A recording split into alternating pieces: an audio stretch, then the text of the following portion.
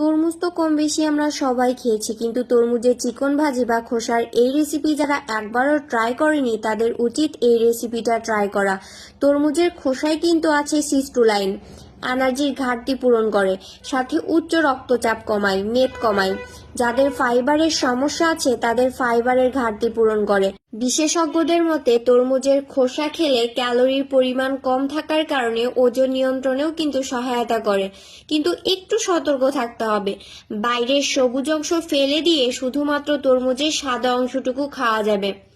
যাদের কোলেস্টেরলের সমস্যা আছে তাদের কিন্তু কোলেস্টেরলের সমস্যাও দূর হবে এবং রক্তে শর্করার মাত্রা কিন্তু কমাতে সহায়তা করে তরমুজের খোসা।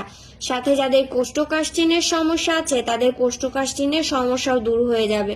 তরমুজের থেকে তরমুজের খোসাতেই বেশি উপকারিতা। তাহলে আজকে থেকে তরমুজের খোসা ফেলে না দিয়ে বানিয়ে ফেলুন বিভিন্ন রেসিপি বা তরমুজের চিকন ভাজি, যা রান্না করা খুবই সহজ। পরিমাণ মতো তেল দিয়ে পেঁয়াজ মরিচ ভেজে নিয়ে তারপর সকল গুঁড়া মশলা অ্যাড করে সেটা ভেজে নিতে হবে। তারপর টেস্টের জন্য আপনি এখানে ইউজ করতে পারেন চিংড়ি বা শুটকি মাছ। আমি এখানে চিংড়িটা অ্যাড করে দিয়েছিলাম। তারপর সেটা ভেজে নেওয়ার পর কেটে ধুয়ে পরিষ্কার করে রাখা সেই তরমুজের খোসাগুলা দিয়ে দিলাম। তারপর সেটা দেওয়ার পর কিন্তু কোনো পানি অ্যাড করা লাগেনি, কারণ তরমুজ থেকে পানি বের হয়েছিল। সেটা শুকিয়ে যাওয়ার পর ধনেপাতা দিয়ে আমি নামিয়ে নিয়েছি। এই তো হয়ে